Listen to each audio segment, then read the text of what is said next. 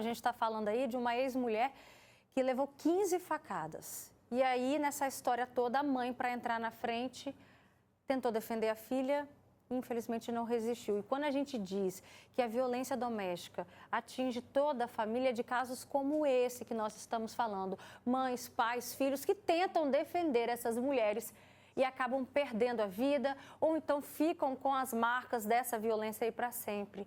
E só uma pessoa pode quebrar esse ciclo. É quem? A vítima.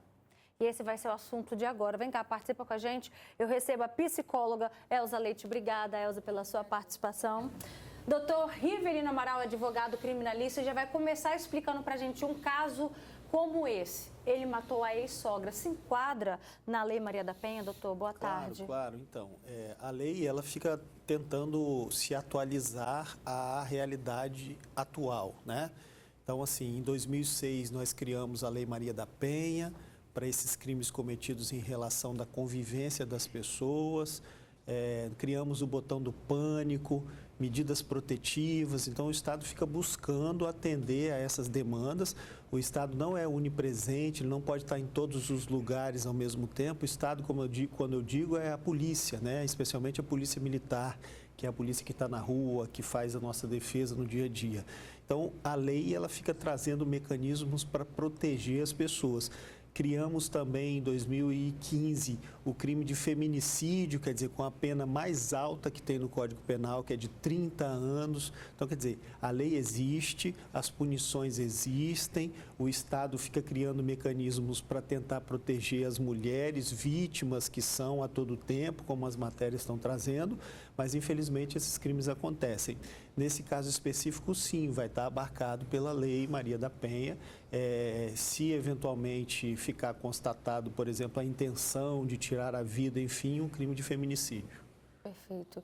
Elza, a gente fala tanto, a gente reforça tanto, né? A mulher que sofre agressões, o que a gente orienta? Qual é o nosso papel? O que vocês psicólogos também orientam? O quê? A tentar sair desse ciclo. Essa mulher vivia um relacionamento violento. Inclusive, esse foi o motivo do término. Só que ainda assim, ela não consegue sair dele. Por que é tão difícil? Por que a mulher tem tanta dificuldade de sair, mesmo colocando um ponto final nisso, de tentar seguir a própria vida? Existem inúmeros fatores, Roberta. Às vezes é medo, dependência financeira, dependência emocional, vínculo com os filhos, às vezes ameaça. A gente tem que entender que é importante, desde o início das relações, a gente não ignorar os primeiros sinais. Crimes como esses são evitáveis. Lá atrás, lá no início, quando tudo começa, é importante estar atento aos sinais que esses homens dão de controle, ciúmes, tentativa de anular a vítima, sempre fazendo críticas, controlando a roupa, controlando o envolvimento dela com amigos, com família, proibindo de trabalhar. É importante também, antes da gente se relacionar, perceber qual é o histórico dessas pessoas. Esse rapaz, por exemplo, é um rapaz com histórico de crime já. Então, saiba do histórico, da cultura, perceba se tem comportamento machista, se teve um relacionamento anterior, tenta saber o porquê que aquele relacionamento acabou, se ele tem filhos, observe como é que ele trata os filhos, como é que ele trata a ex-companheira, se ele é um homem trabalhador, como é que esse cara reage quando ele é contrariado, quando ele é frustrado, ele pune, ele é vingativo, como é que ele se porta? A gente não vê essas características, né? Isso que é engraçado, que no início eles burlam, né? Se aparecem como príncipes encantados. Então, assim, o que nos resta é o quê? Daqui a pouco a gente tem que puxar mesmo o histórico antes de se relacionar com uma pessoa, porque a Suelen trouxe essa informação, né? Que ele já tem aí na ficha ali que ele já responde por um homicídio. Sim, por isso que é importante a gente conversar bastante, não se precipitar, né? E começou os sinais, tem relações, Roberta, que a gente fica tentando ajustar, consertar e, na verdade, elas precisam ser rompidas. Existem relações que a gente não deve nem começar.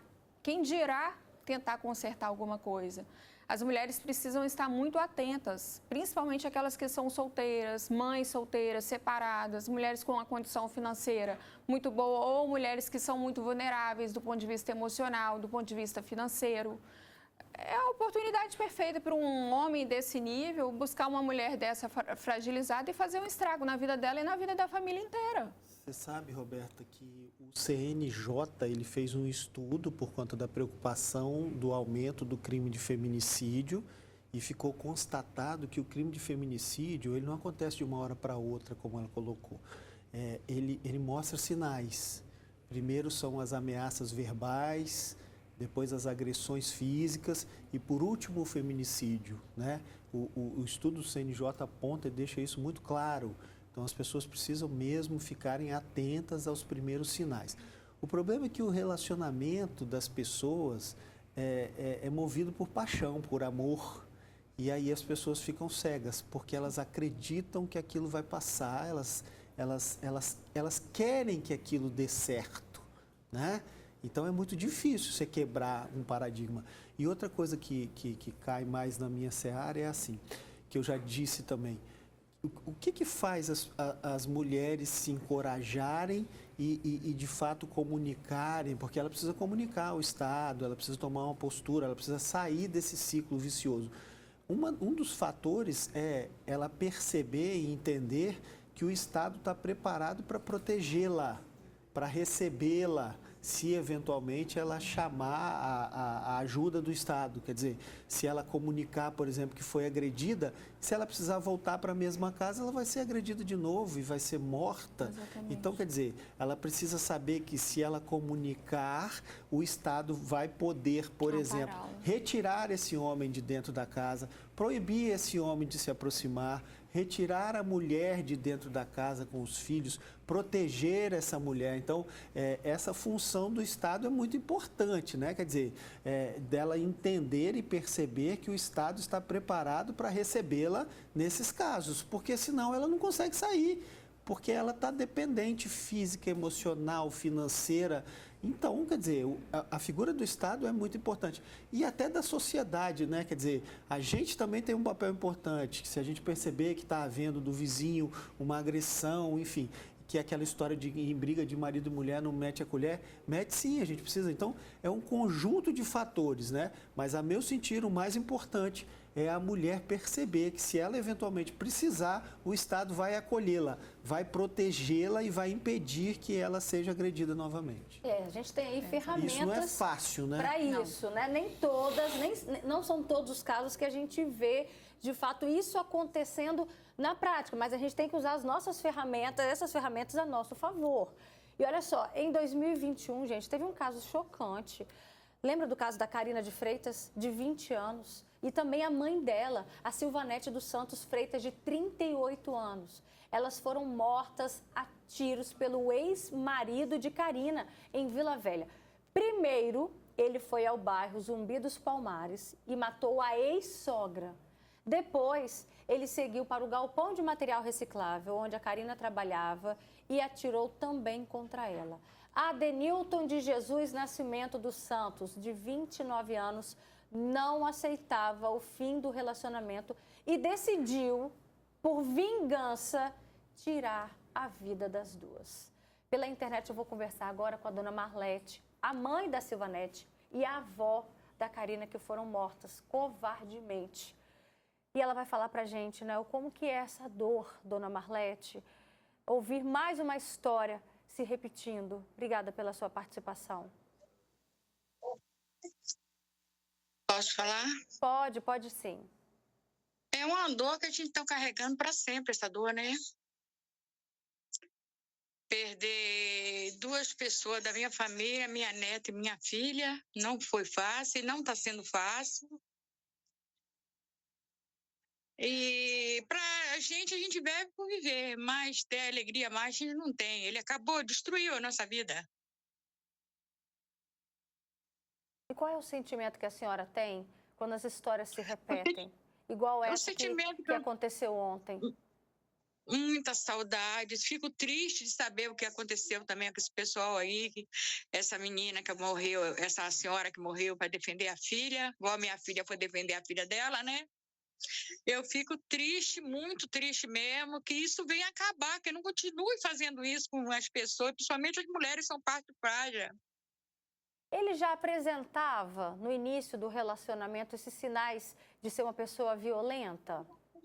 Não, ele era assim, um tipo de uma pessoa muito calada, ele nunca foi divertido, assim, muito calado, mas eu nunca esperava que isso ia acontecer, não. Não esperava, ele não A gente apresentava esses sinais. Não, ele foi toda a vida foi um cara que gostou de muita bagunça, gostou de festa, mas eu chegar a ponto de matar, eu nunca pensaria que ia chegar a esse ponto, entendeu? A Karina já tinha relatado para a família alguma agressão, alguma cena de ciúmes que ele teve? Já. Tinha falado que ele tinha ciúme demais e que. Falou tanta coisa que a gente até esquece, entendeu? A família chegava a alertar, dona Marlete? Eu mesma alertei ela se a vida, se não desse para continuar, era para terminar. Eu mesma alertei ela muitas vezes, a mãe dela falou com ela, pô, toda a mãe dela morreu em cima disso aí, né? Eu vou aproveitar esse gancho que a senhora trouxe para a gente, vou trazer aqui para o estúdio. Continua com a gente na ligação, já já volto a falar com a senhora. Às vezes, Elza, a família, os sinais existem, mas nem sempre a gente consegue, de fato, identificar de que aquela pessoa vai evoluir naquele comportamento. Mas a agressividade, ela é certa que ela evolui? Nem em todos os casos. Todo mundo tem componente de raiva, de medo, de ódio. A gente tem que aprender a trabalhar as nossas emoções. O problema é o que a gente faz quando a gente está com raiva. Algumas pessoas, ela falou, ele era um rapaz discreto, calado. Existem mentes que são muito barulhentas, aí vai para aquele sentido da vingança. A vingança, na maioria das vezes, ela nasce de uma frustração, de uma contrariedade, e ela se torna um desejo de punir o outro, de fazer algo para prejudicar a vida do outro. E aí a pessoa chega nas últimas consequências, inclusive de tirar a vida das pessoas. Então é importante a gente prestar atenção àquelas falas sobre punição, quando a pessoa é contrariada. Eu vou matar, eu vou fazer alguma coisa para prejudicar. A gente precisa estar atento a isso. Começou com esse comportamento? Joga um alerta, olha, a gente não precisa fazer na mesma proporção, vamos trabalhar essas emoções, a gente precisa aprender a lidar com os nossos sentimentos, senão daqui a pouco todo mundo que me fizer raiva, todo mundo que me contrariar, eu vou matar. Doutor Rivelino, mais um caso que a gente vê aí de uma pessoa que não aceitava o fim do relacionamento, se não bastasse tirar a vida da ex-companheira, tirou a vida também da mãe, né? O que falta de proteção para a mulher para que ela possa tentar seguir a vida dela? A gente já citou aqui alguns elementos que o senhor vem citando aqui desde 2006, algumas mudanças, né, inclusão de alguns aparatos, dispositivos, mas o que ainda pode ter? A própria punição, né? 2 crimes de homicídio qualificado, a pena de 60 anos, né? Então, quer dizer, assim, infelizmente, o Estado não consegue atender a tudo imediatamente, sabe?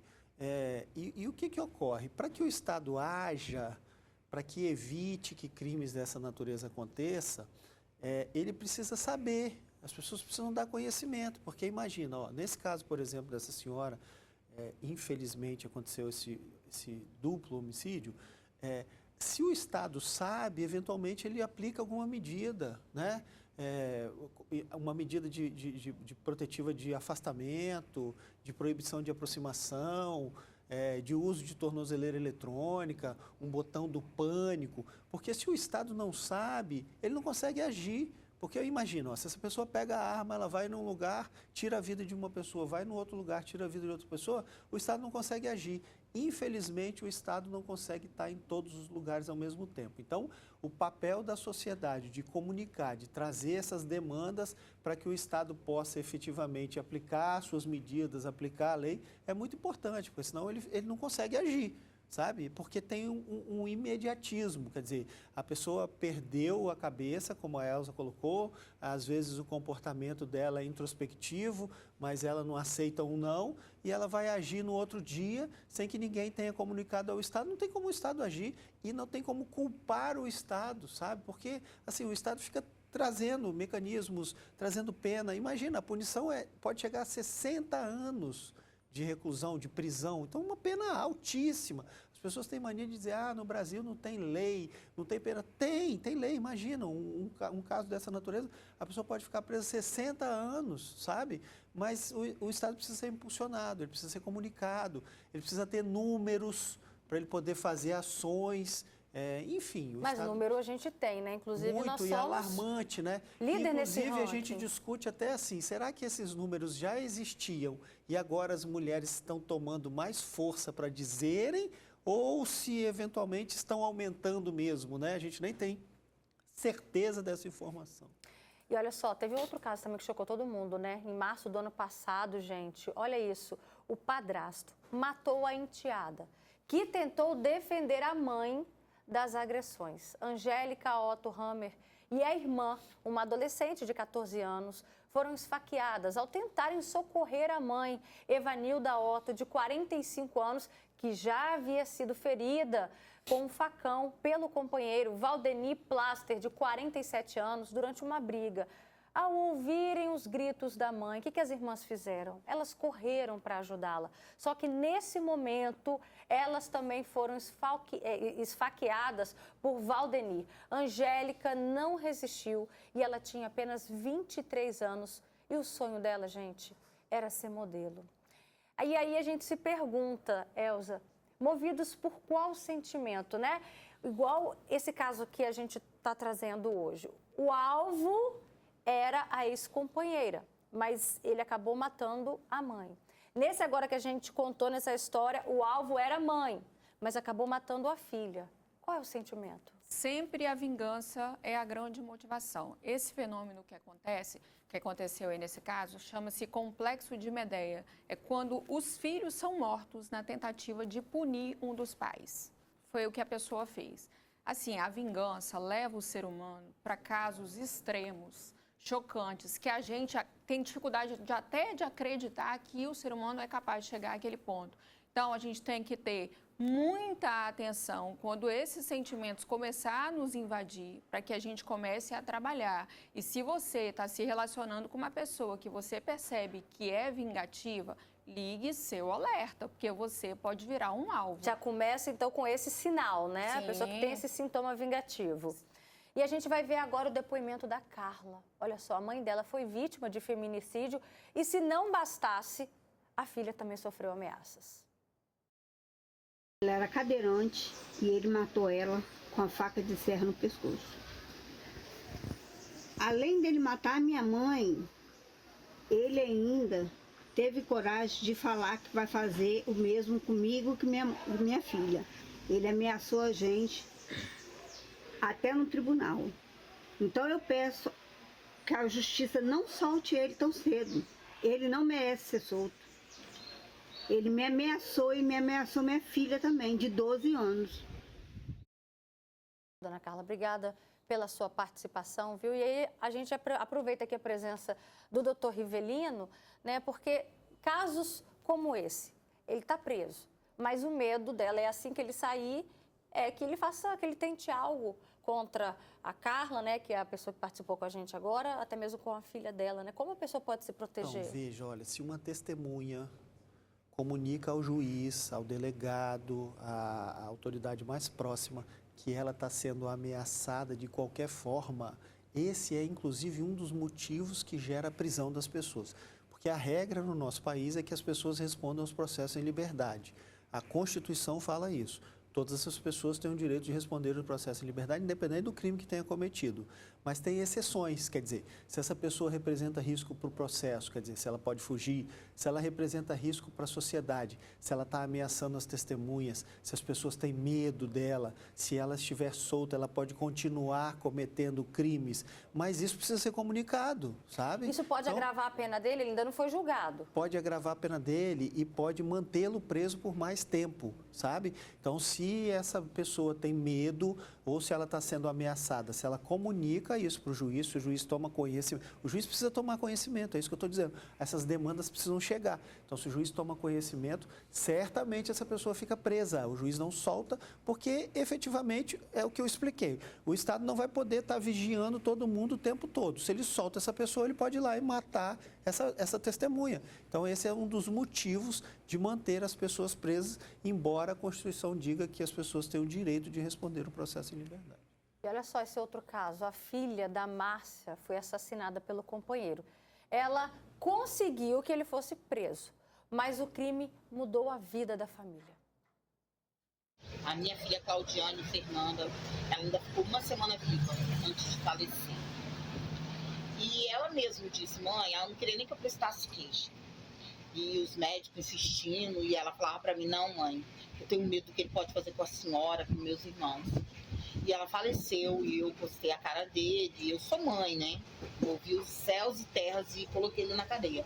Mas eu senti muito medo. Mudou a minha vida, mudou a vida dos meus filhos, porque por medo dele, a gente fez toda uma mudança de vida. Meus filhos saíram da casa deles, saíram lá com o serviço deles, tiveram para ir para outra casa, para outro serviço.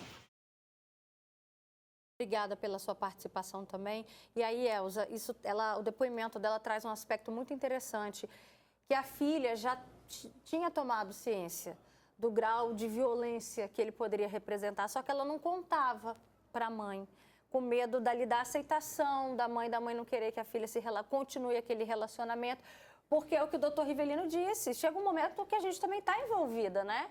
Mas é preciso pedir ajuda, né, nessas horas. Muitas vezes a mulher, por estar envolvida emocionalmente, ela subestima muito o comportamento do outro, ela acha que ele vai mudar e ela também acredita que ele pode ter feito com todo mundo, mas ele não vai ter coragem de fazer com ela. E ele é manipulador também, Totalmente. se você me permitir, né? Ele é manipulador, ele tem o poder de manipular, ele é como um drogado. O drogado também é assim, ele consegue convencer, não vou fazer mais, né? Ele se fantasia, né? A gente viu o caso ali de Portugal, né, da brasileira que foi parar em Portugal, o áudio que ele mandou para ela, tentando convencê-la de que não vai dar tudo certo, né? É o que eles fazem. Sim. Aí faz chantagem emocional, manipula, faz juras de amor, ele observa, né? Ele fala o que a mulher quer e precisa ouvir naquele momento. Eu amo você, você é o amor da minha vida, nossa vida vai ser perfeita, sua família é maravilhosa, a gente vai casar, viajar, ter filhos. E aí, presa nessas promessas, o caso anterior, ela estava presa numa promessa de casamento. A mulher se entrega.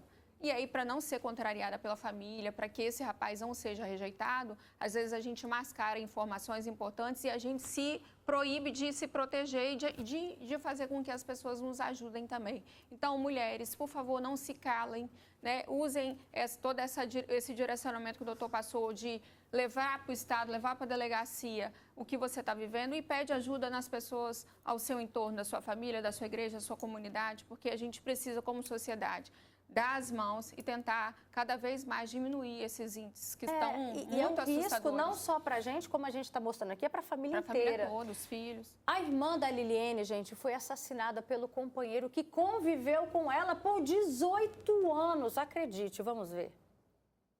A minha irmã Maria Madalena conviveu 18 anos com um homem que tirou a vida dela. No início era um relacionamento bom, né, agradável, agradava todo mundo, agradava minha mãe, eu, que era irmã dela, minha outra irmã, e assim foi.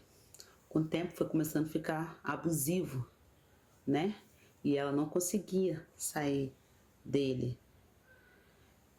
Conseguiu deixar ela em casa, sem trabalhar, privar ela da família e dos amigos.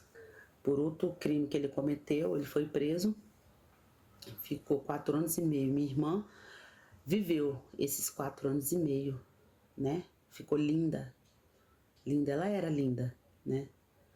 Mas ela ficou mais linda, viveu, né? Esses 4 anos e meio. Quando ele saiu, ele tirou a vida dela, pelo fato dela ser mulher.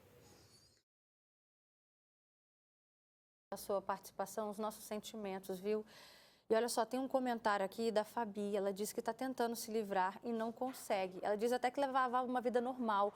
Hoje entrou em crise de ansiedade, toma 5 remédios, fica toda roxa, já mandou ele embora e ele não vai. O que ela ainda pode fazer, doutor Rivelino? Delegacia, família, buscar ajuda, psicólogo, tem que se fortalecer de alguma forma para ela poder conseguir sair desse problema, né?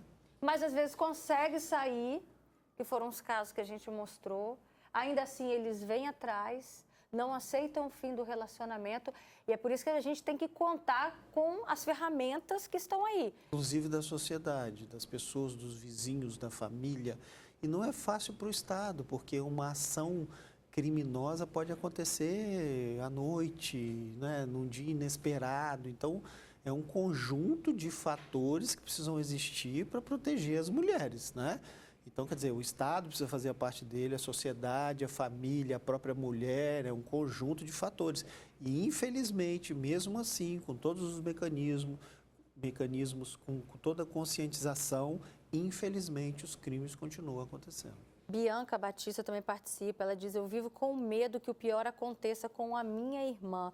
Damos conselho e não adianta. O marido promete mundo e fundos para ela. Fica complicado para a família, viu? Uma enorme responsabilidade para a família. Deixa eu voltar a falar com a dona Marlete, porque quando a gente diz assim, de ferramentas, a importância de buscar ajuda. Por exemplo, a senhora sabe dizer se na época a Karina, sua neta, chegou a solicitar uma medida protetiva contra ele? Não, no dia que ela ia de tarde fazer a medida protetiva, ele chegou antes das 11 horas, pegou e matou ela. Então foi assim, uma ação completamente... Matou a minha filha e matou ela trabalhando.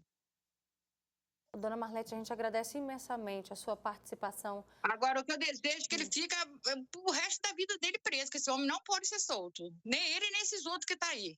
A senhora, por ser avó, né, e está sempre lutando contra essa violência que a mulher sofre, está sempre participando aqui com a gente, a senhora, inclusive, sente medo, sente receio de quando ele sair, algo, né, a senhora receber ameaças, por exemplo? A gente fica com o pé atrás, né? A gente fica com medo, né? E é o que a gente sabe que, infelizmente, a gente não conhece a mente, o coração dessas pessoas. Não conhece a mente. Quem esperava que ele ia fazer isso? Tá certo, dona Marlete. Obrigada pela sua participação. Mais uma vez, a gente agradece imensamente. A senhora está aqui de mãos dadas com a gente, lutando contra essa violência. Eu que agradeço a vocês e peço a Deus que ele não saia da cadeia como esses outros aí também que estão fazendo as mesmas coisas que as outras pessoas aí, que são mulheres indefesas, que não saia, que tem uma lei que eles nunca saem da cadeia para fora. Tá certo. Eu peço a Deus que o juiz olhe para esse lado, a justiça olhe para esse lado, para não botar eles na rua. Olha, a gente encerra com esse pedido da dona Marlete, que foi o mesmo pedido da dona Carla também, que participou com a gente agora há pouco com o vídeo. São filhas, são mães que clamam que essas pessoas permaneçam presas, porque só assim a família consegue ter paz para tentar seguir a vida. Obrigada, Elza Leite, pela sua participação. Obrigada, doutor Rivelino, também, Eu que agradeço. viu?